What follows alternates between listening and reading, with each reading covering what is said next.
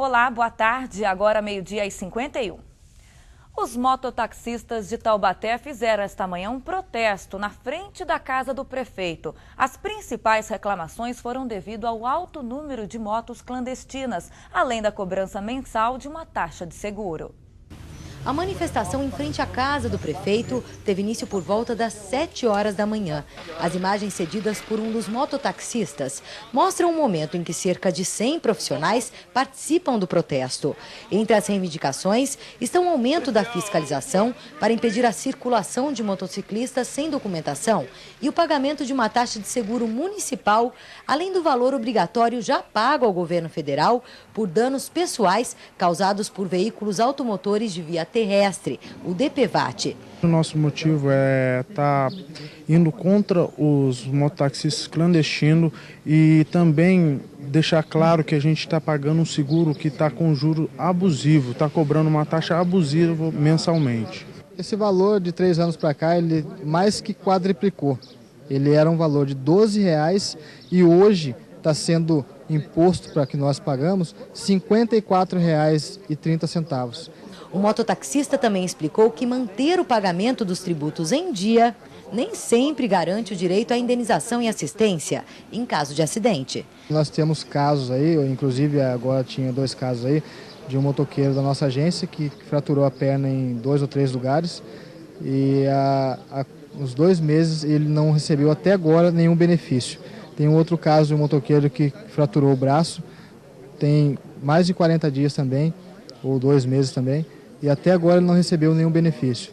E houve um caso de um outro motoqueiro na agência do Motoservice, que houve óbito. O motoqueiro veio a falecer e fazem 4 meses até hoje a família dele não recebeu um centavo da seguradora. Os apelos da categoria foram ouvidos pelo prefeito, que marcou uma reunião para definir as mudanças necessárias e não descartou a possibilidade de uma futura anulação do seguro municipal. Porque eles pagam o mecânico e depois tem que pagar a taxa na prefeitura. Então eu disse a eles que a taxa da prefeitura eu tiro. Atualmente, 329 mototaxistas atuam de forma regular nas 9 agências presentes na cidade. De acordo com o diretor do Departamento de Trânsito, uma alternativa para combater a clandestinidade na profissão é readequar o número de profissionais, tendo em vista o crescimento populacional em Taubaté. A legislação preconiza que deve haver uma relação entre população e número de mototaxistas, qual seja, hoje nós temos 3 motos para cada, nós temos 3 habitantes para cada motocicleta. Nós vamos rever essa situação, verificarmos através do último censo qual é o número de habitantes, o real número de habitantes da cidade de Taubaté, e eu acredito que nós ainda vamos ter mais vagas para que nós possamos amparar essas pessoas que vêm trabalhando clandestinamente. Uma reunião entre o prefeito Roberto Peixoto e os mototaxistas foi agendada para esta tarde na prefeitura. 3 homens foram detidos em flagrante acusados de tráfico de drogas na madrugada desta terça-feira em Campos do Jordão. Segundo a Polícia Militar, o trio foi detido na rua Florentino Santa Clara, na Vila Ferraz, depois de uma denúncia anônima. Com eles foram apreendidos 14 pinos de cocaína, além de dinheiro e 3 celulares. Eles foram levados para a delegacia da cidade. E um rapaz de 23 anos que estava foragido da justiça foi capturado nesta segunda-feira em Guaratinguetá. De acordo com a Polícia Militar, durante uma patrulha de rotina, o suspeito foi preso no bairro Geroneiva. Foragido desde setembro do ano passado, ele foi encaminhado novamente para a cadeia pública da cidade.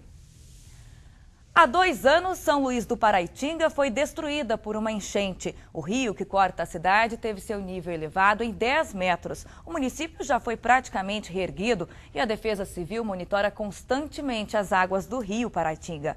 Mas as lembranças do Réveillon de 2010 ainda estão vivas na memória dos luizenses.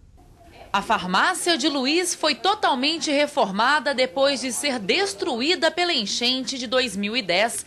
2 anos já se passaram da tragédia, mas ele não esconde o medo de passar por aqueles momentos novamente. Nessa época ficamos preocupados com relação ao tempo, às chuvas que podem acontecer e as pessoas ficam apreensivas com relação a novas enchentes que podem ocorrer. A gente não sabe o que pode acontecer, mas nós precisamos trabalhar, precisamos lutar, precisamos viver, nós temos muita fé que tudo vai dar certo e que nós vamos poder tocar a nossa vida, nosso comércio e que aquilo que aconteceu, aquela tragédia, novamente não aconteça. No Réveillon de 2010, São Luís do Paraitinga foi castigada pelo temporal que atingiu o estado de São Paulo. Um dos maiores símbolos da cidade, a Igreja Matriz, foi completamente destruída pelas águas. 2 anos depois, os moradores ainda convivem com os escombros. A demora pela liberação das verbas atrasou a reconstrução da igreja. O convênio foi assinado em agosto do ano passado com a Secretaria Estadual de Cultura e a previsão é que a matriz fique pronta este ano. Para evitar uma nova inundação, o governo do estado investiu 12 milhões de reais no desassoreamento do rio Paraitinga e na contenção das margens. O coordenador da Defesa Civil garante que o serviço de emergência está preparado para uma eventual enchente. São 28 pessoas, né, envolvidas nisso aí, se caso houver uma necessidade. E todo o equipamento da prefeitura, né, está à disposição, maquinário, carro, para precisar uma remoção.